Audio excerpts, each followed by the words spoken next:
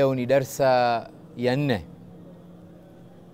tukizungumza kuhusu hisabu, na niko kwenye mashahidi watakaokuwako siku ya Kiyama. Wale wanaokumbuka darsa iliyopita tulieleza mashahidi kadhaa. Leo nataka nimalize sehemu hiyo, lakini darsa leo ina mambo mengi. Nataka nianze na mambo mawili, alafu niingie kwenye darsa leo nitamaliza na mengine mawili. Bismillahirrahmanirrahim. Sasa ndio darsa imeanza ya kurekodiwa, ndio itakuwa kwenye group baadaye. Wiki iliyopita sisi tulitaja mambo ambayo mtu lao atafanya amali zake zinaongezwa. Tukataja amali 4. Alafu tukataja jambo la 6 kwamba hisabu siku ya Kiyama Mwenyezi Mungu atabadilisha mabaya yatakuwa mazuri. Na tukasema hii ni fadhila na neema kubwa kwa Mwenyezi Mungu Subhanahu. Jambo la 7 tulisema Mwenyezi Mungu atawaleta mashahidi, iqamatu shuhudi ala nas. Sisi tulifika hapo. Tuko kwenye sehemu hii ya 7 kwamba Mwenyezi Mungu siku ya Kiyama hisabu ikisimama kutakuwa na mashahidi wataletwa. Tukasema mashahidi wa kwanza ni malaika. Watakuwako pale. Mtu akikataa, malaika watatoa ushahidi kwa zuri na kwa baya. Mashahidi wa pili tulisema mitume. Mitume vile vile watatoa ushahidi wao. Mashahidi wa tatu tulisema ni sisi. Watu katika umma huu watawashuhudia vizuri mitume kwamba mitume walifanya kazi yao. Sisi tulifika hapo kwenye ushahidi wa watu katika umma huu watawashuhudia mitume. Mashahidi wa 4 ambao watakuwako wakati wa hisabu ni ushuhuda wa Mtume alayhi salatu wassalam. Mtume atasimamishwa kumtolea mja wake mwema ushahidi, mja wa Mwenyezi Mungu, mtu mzuri, ushahidi mzuri, na vile vile mtume atatoa ushahidi kwa mtu ambaye kwamba ni mbaya katika umma wake, kwa mazuri na kwa mabaya. Mwenyezi Mungu anasema kwenye suratul Baqara aya 143, wakadhalika ja'alnakum ummatan wasatan litakunu shuhadaa 'ala an-nas wa yakuna ar-rasulu 'alaykum shahidan. Hii aya tumetaja wiki iliyopita na tutaitaja tena leo, na mpaka tukijeta kuingia kwenye mizani. Mwenyezi Mungu anasema wakadhalika ja'alnakum ummatan wasatan, tukiambiwa sisi nyinyi mumifanywa ni umma wasatan. Neno wasat kwenye Kiarabu inamaanisha katikati, lakini aya haimaanishi kwamba nyinyi ni umma katikati. Wasat hapa haimaanishi katikati kabisa. Wasat inamaanisha bora, a'daluhum, kama ile aya qala awsatuhum qala a'daluhum, sio mtu wa katikati. Hapa vile vile ummatan wasatan, nyinyi ni umma bora. Umma bora litakunu shuhada ala nas, ili nyinyi muwe mashahidi kwa watu hapa duniani na siku ya Kiyama. Lakini mtu kuwa yeye ni shahidi, sisi kupewa fadhila hii kwamba sisi tutakuwa mashahidi kwa watu, mpaka kwanza sisi tunafaa kuwa shahidi. Haimaanishi kwamba wewe ukiwa katika umma huu utapata zile privileges zingine zote. La. Inategemea amali zake mtu. Sio kila mtu atasimamishwa siku ya Kiyama awe shahidi, mpaka uwe na hii sifa ummatan wasatan. Mtu yeye mwenyewe awe ni mtu wasati, au yeye ni mtu mwema, mtu mwadilifu, yeye mwenyewe mtu bora, ndio aweze kusimamishwa kuwa shahidi. Litakunu shuhada ala nas, nyinyi muwe mashahidi kwa watu duniani na siku ya Kiyama. Wa yakuna rasulu alaikum shahidan, na mtume atasimamishwa vile vile, atakuwa shahidi. Aya nyingine Mwenyezi Mungu anasema suratul Hajj 78, wa fi hadha liyakuna ar-rasulu shahidan alaykum. Mwenyezi Mungu vile vile siku ya Kiyama atamsimamisha mtume, atakuwa yeye ni shahidi. Mtume atakuwa shahidi kwa mazuri na atakuwa shahidi kwa mabaya lau mtu atakataa. Anas ibn Malik aliishi na mtume nyumbani kwake miaka 10. Anas alimwambia mtume siku moja, mimi ya Rasulullah niko na wewe hapa, lakini siku ya kiyama mimi nitakupata wapi? Nitakuona wapi siku ya kiyama? Jumua hiyo, wale watu wote ambao watakuwa siku ya kiyama, tangu kiumbe wa kwanza Adam mpaka mtu wa mwisho kiyama kinasimama, mimi nitakuona wapi? Muadh, Anas ibn Malik ana wasiwasi wa amali zake, anaona pengine amali zake hazitamsaidia, ndio akamuuliza Mtume amsaidie, amuombee shafaa. Na tulipozungumza masala ya shafaa nyuma, tulitaja mambo 9 la mtu atayafanya ndio kuna uwezekano wa kupata msamaha wa Mwenyezi Mungu siku ya kiyama. Mtume akamwambia Anas ibn Malik, mimi siku ya kiyama utanipata moja katika sehemu 3. Mahali pa kwanza, mahali pa hisab. Hapa sasa hisabu ikianza, Mtume atakuwa anaangalia watu wake. Jambo la pili, Mtume anamwambia Anas, mimi utanikuta wakati wa mizani, amali zikipimwa. Stage yetu inayofuata tu mizani. Na mahali pa 3, wakati wa sirat, pale mwanzo wa sirat, mimi nikisimamishwa kupita kwenye sirat na sisi sote, Mtume atakuwa anasema ya Rabbi salim salim, huyu ni mtu wangu huyu, Rabbi salim salim, apite vizuri, across, aingie janna. Kwa sababu ile sirat ala matni jahannam, sirati iko chini yake ndio jahannam. Wale ambao kwamba wataanguka kwenye sirat ndio wameanguka kwenye jahannam, waliyadhu billah. Si katika stage za mwisho wa safari hii ni masala jahannam na sirati, tutaona ilivyo itakavyokuwa. Ushahidi wa 5 siku ya kiyama ni wa ardhi. Ardhi hii tulipozungumza masala ya ahwalu yaum alqiyama, tulisema yauma tubaddalu al-ardhu ghayra al-ardhi was-samawat. Siku ya kiyama ardhi ni nyingine, mbingu ni nyingine. Kwa sababu hii mbingu ambayo tuko nayo, idha samau shaqqat, haiko hii, shapasuliwa. Yauma natwi as-samaa ka tayyi sijili lilkutub, Mwenyezi Mungu ataishika mbingu, akunje mbingu, hakuna tena mbingu hii. Wa idha samau kushitat, mbingu zitakapokuvunjwa vunjwa. Kwa hivyo hii ardhi hii itatumika ushahidi. Kwa hivyo kutakuja ardhi nyingine ya hisab ambayo sisi tutasimama kwenda kwa hisab. Ndio Mwenyezi Mungu asema yauma tubaddalu al-ardhu ghayra al-ardh was-samawat wa barazu lillahi al-wahid al-qahar. Sote tutakuwa wazi mbele ya Mwenyezi Mungu Subhanahu wa Ta'ala.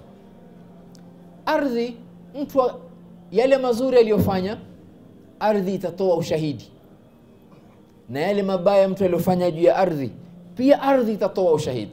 Mwenyezi Mungu anasema pale mahali mtu anaposwali, akizoea pale mahali anaposwali, siku ameondoka duniani, pale mahali panalia, fama bakat alayhim as-samaa wal ard. Hiyo ni aya kwenye Qur'ani. Kuna watu wanaondoka ardhi hailii, kuna watu wanaondoka mbingu hazilii. Lakini yule mtu mwema akifanya jambo zuri hapa duniani, siku akiondoka ardhi inalia. Mwenyezi Mungu anasema kwenye Qur'ani, sura tumisoma tunasikia kila wakati sasa, idha zulzilatil ardu zilzalaha wa akhrajatil ardu athqalaha wa qala al insanu ma laha yawma idhin tuhaddithu akhbaraha. Ardhi tatoa ushahidi sasa, bi anna rabbaka awha laha. So Mwenyezi Mungu ashaipatia wahi ile ardhi, itatoa ushahidi siku ya kiyama. Ushahidi aina 6 ama ushahidi wa aina 6 utakao siku ya kiyama ni viungo. Viungo vitazungumza va wale watu wabaya. Mtu anahesabiwa huyu, angalia shahidi wa kwanza, malaika, mitume, watu wema, Mtume alayhi salatu wasalam, mpaka viungo. Kwa sababu kuna watu wengine watakataa, viungo vyao ndio vitakuja vitatoa ushahidi kwamba alifanya jambo baya. Wale waumini watakubali, hisabu yao itakuwa hisaban yasira. Mwenyezi Mungu anasema kwenye surat Fussilat aya 19 mpaka 21, wa yawma yuhsharu a'da'u Allahi ila an-nari fahum yuzaun. Si kwamba wale maadui wa Mwenyezi Mungu, watu wabaya wale, watakapokufufuliwa, yuhshar. Na sisi tulisema kwamba kila mtu atafufuka kwenye kabri yake hapa alipozikwa duniani, lakini kukusanywa ni ardhu Sham. ndio atakuja malaika atachukua atatupeleka kwenye masala ya hisabu. A'da'ullahi ila an-nari fahum yuzaun hatta idha ma ja'uha, watakapokufika kwenye moto, shahida alaihim sam'uhum wa absaruhum wa juluduhum bima kanu ya'malun. Hapa kumetajwa kupelekwa kwenye moto, hata idha ma ja'uha, wakifika kwenye moto, kuonesha mwisho wao ni moto. Kumetaja tu ile sehemu ya moto, lakini kuna hisabu. Waqalu lijuludihim, wale watu wabaya wataziambia ngozi zao na viungo vyao, lima shahidtum alaina, ilikuwaje nyinyi mkatolea ushahidi mbaya juu yetu? Ndio ikawa alaina. Qalu antaqana Allahu alladhi antaqa kulla shay, sisi tumetamshwa na Mwenyezi Mungu aliyetamsha kila kitu. Wa huwa khalaqakum awwala marratin wa ilayhi turja'un, yeye ndio aliwaumba mara ya kwanza na leo mmerudi kwake yeye. Mwenyezi Mungu ndio ana uwezo wa kutamsha kila kitu, na kuna vitu havitamki, lakini Mwenyezi Mungu kwa uwezo wake akavitamsha kwa wakati anaotaka yeye. Na mimi natoa mifano miwili ya hii antaqana alladhi antaqa kulla shay. Mtume anasema Makka, jambo hili nilitaja alipozungumza majina ya Mwenyezi Mungu. Mtume anasema Makka kulikuwa na corridor. Ile corridor ina jabal, ina kama mawe inatokea kwenye ukuta. Mimi nikipita peke yangu kwenye hiyo njia, nikiwa niko peke yangu, ile mawe inatamka, Mwenyezi Mungu anaitamsha, inaniambia assalamu alayka ya nabii Allah. Kabla wahyi hauteremka, Mwenyezi Mungu anatayarishwa, mtume anatayarishwa psychologically kuwa yeye mtume.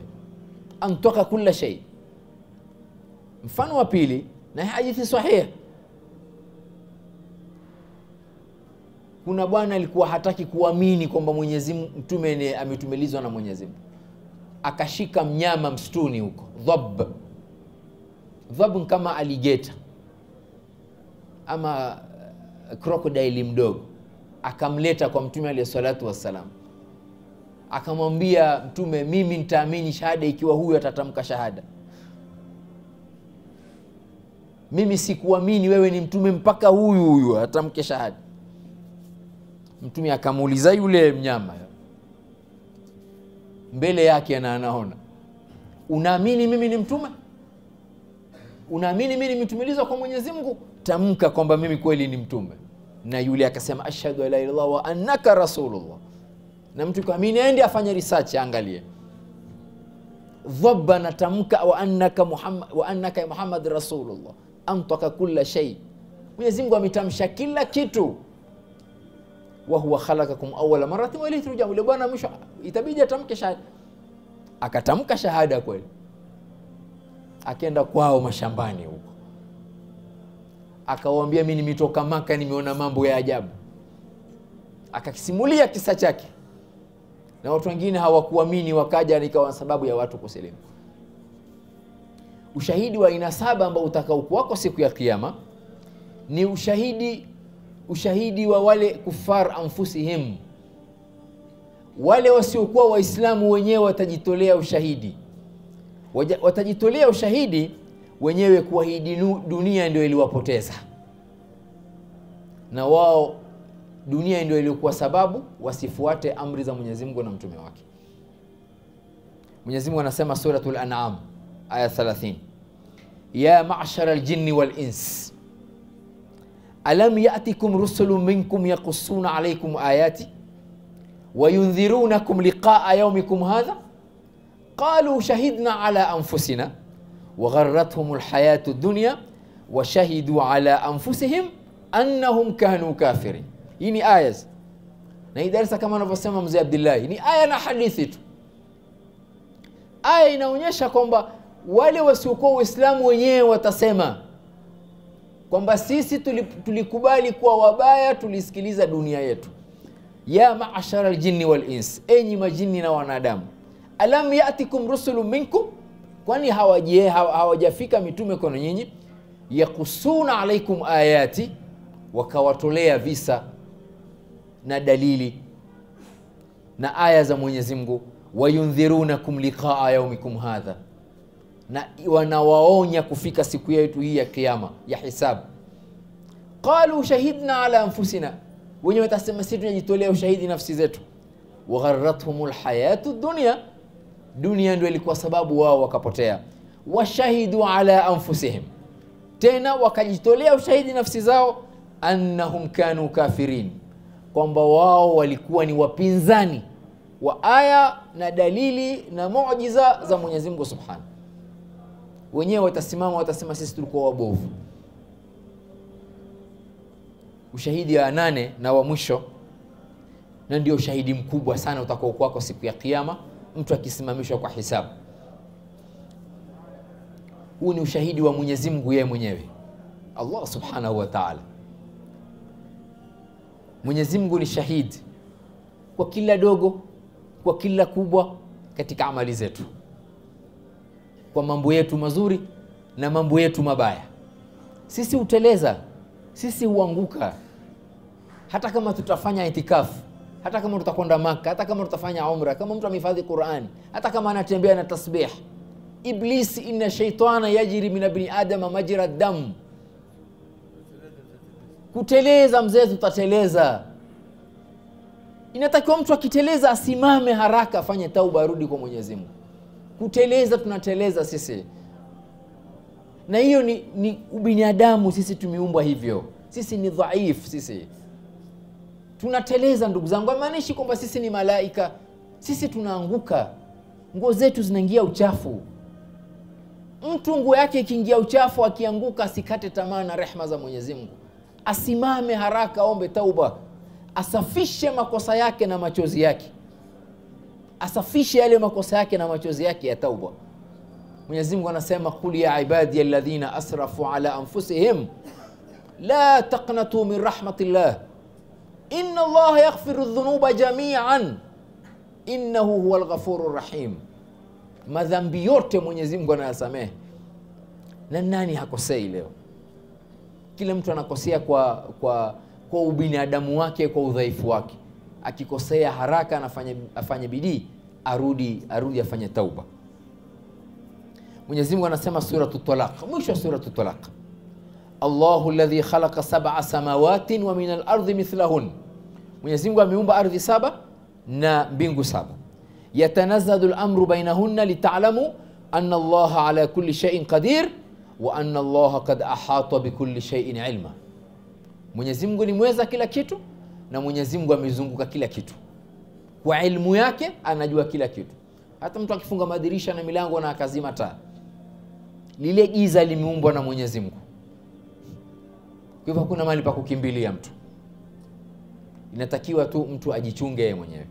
Mwenyezi Mungu anasema tena suratu Yunus aya 61, wama takunu fi sha'nin wama tatlu minhu min Qur'anin wala ta'maluna min amalin illa kunna alaykum shuhudan. Amali tunayofanya, Mwenyezi Mungu asema illa kunna alaykum shuhudan, sisi ni mashahidi kwenu nyinyi. Idh tufidhuna fihi, wakati mkifanya ile amali. Wama ya'zubu an rabbika min mithqali dharratin fil ardi wala fis samaa, hakuna kitu kinapotea kwenye ilmu ya Mwenyezi Mungu hata mithqala dharra. Wala asghara min dhalika wala akbar illa fi kitabin mubin, yote yameandikwa kwenye kitabu ambacho kiko wazi. Na tutazungumza stage ya baadaye, tukizungumza masala ya tatayuru suhuf, kila mtu akipewa kitabu chake.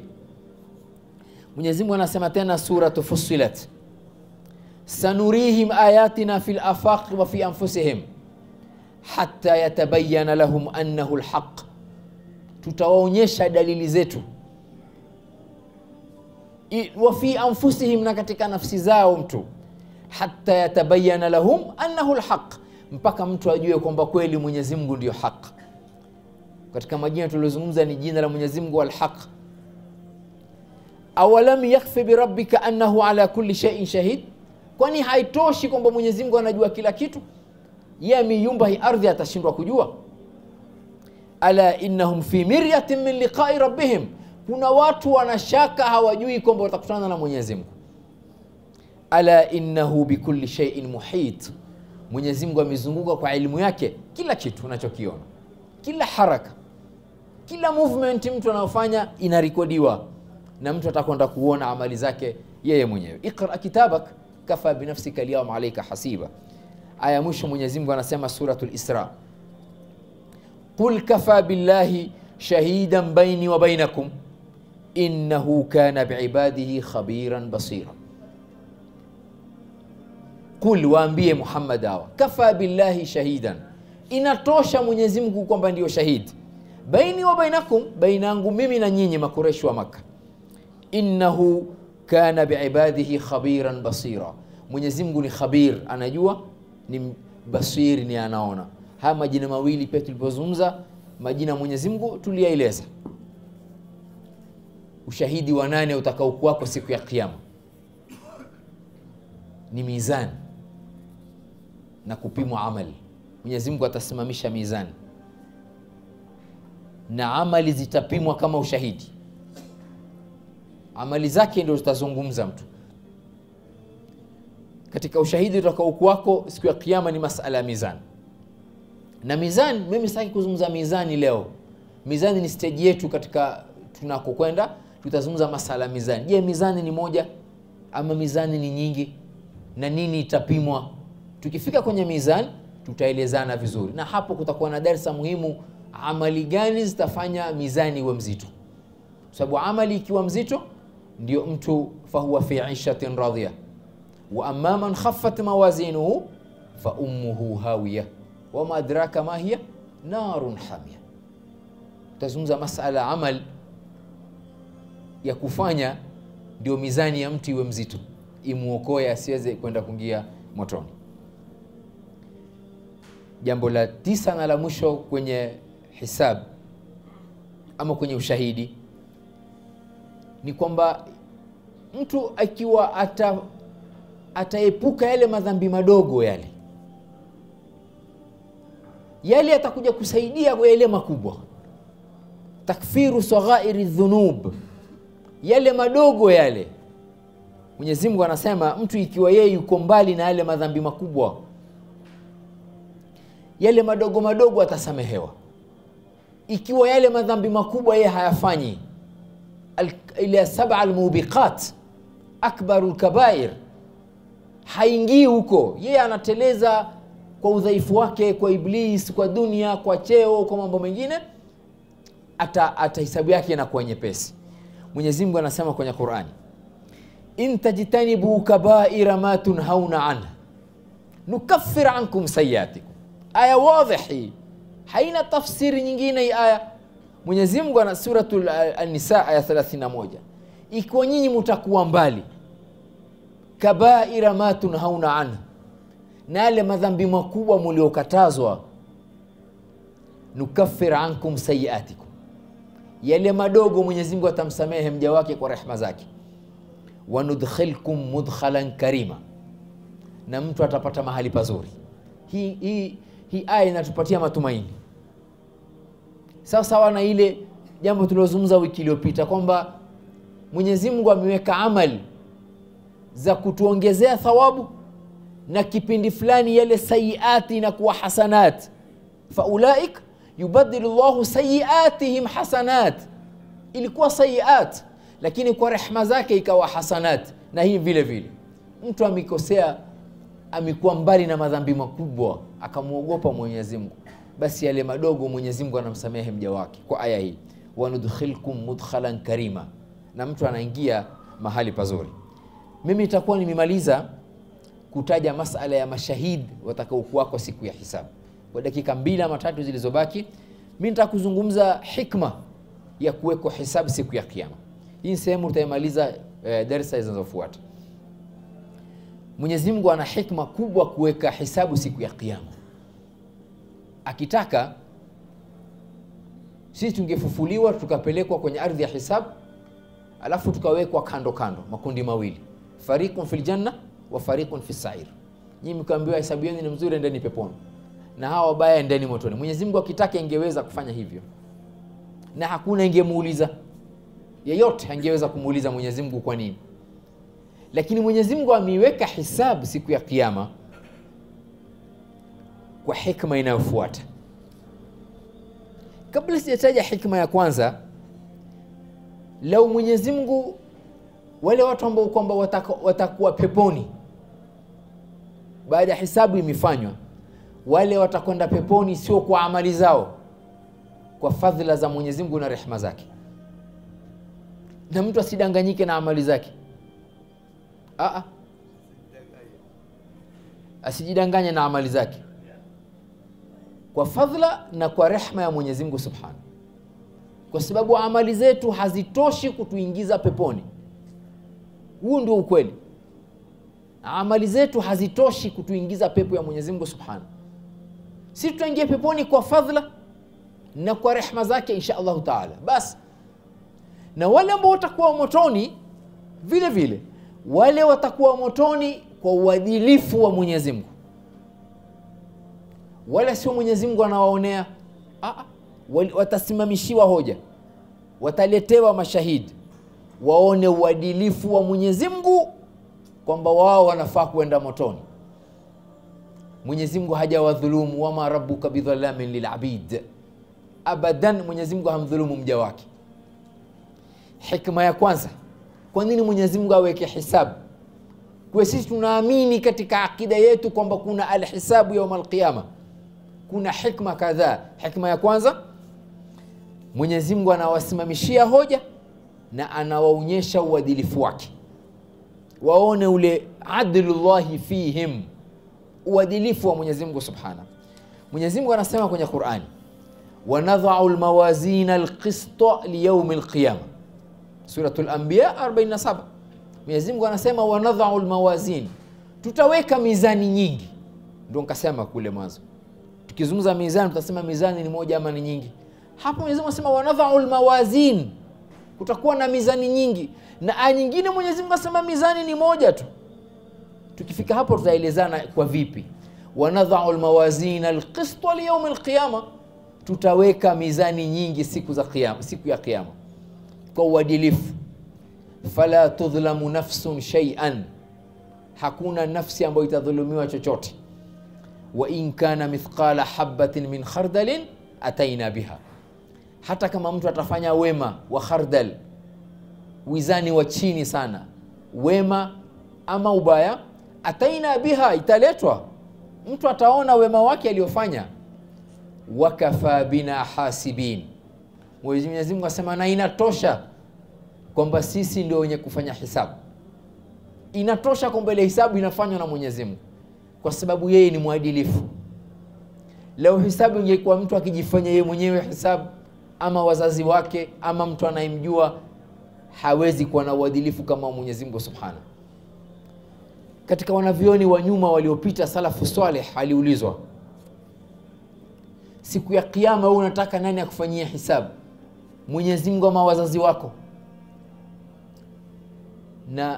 Na mzazi wanampenda sana mtoto wake. Yule bwana akasema hata bila kufikiria, asema Mwenyezi Mungu nataka nifanyie hisabu. Kwa nini Mwenyezi Mungu na wazazi wako? Anasema Mwenyezi Mungu ana huruma na mimi kushinda wazazi wangu. Mwenyezi Mungu ana huruma na sisi wallahi kushinda wazazi wetu. Na hiyo inafaa tuijue kuanzia leo kwamba Mwenyezi Mungu ana huruma na sisi hata kushinda wazazi wetu. Huruma Mwenyezi Mungu ilianza kuja duniani sisi. Tukapewa maji, tukapewa chakula, tukiwa tumboni mwa mama. Tukatoka, tukapata riziki, tukapata maji, tukapata chakula, tukapata pumzi, tukapata kila kitu. Akatuonyesha hidayah, mitume, dalili, jua, mwezi ametuletea sisi. Yote hii ana huruma na sisi ili tufuate amri zake, tusipate taabu siku ya kiyama, kwa sababu maisha duniani yatamalizika. Ndio ana huruma na sisi, ametuletea kila kitu. Khalaqa lakum ma fi samawati wal ardh, amewaumbieni nyinyi vilivyomo kwenye ardhi na kwenye mbingu. Umsikilize yeye uingie peponi. Mwenyezi Mungu anasema wasakhara lakum ma fi samawati wal ardhi jami'an minhu, amewasakhirisheni nyinyi kila kitu, zote zimetoka kwake yeye. Wewe kazi yake ni kumwabudu Mwenyezi Mungu basi, usipate tabu maisha akhira, kwa sababu maisha akhira hapa utaishi miaka 70, miaka 100. Baadaye ukienda akhira kule ni khalidina fiha abadan. Afadhali mtu apate shida hapa lakini kule apata maisha mazuri lau mtu atamfuata Mwenyezi Mungu na amri zake na kuwa mbali na makatazo yake. Mimi nasimama hapa leo. Wiki inayofuata inshallah nitazungumza hikma ya pili, kwa nini Mwenyezi Mungu alete hisabu. Sijasahau, nitaweka ile dua ya duaul karb, la ilaha illa Allahul azimul halim mpaka mwisho wake.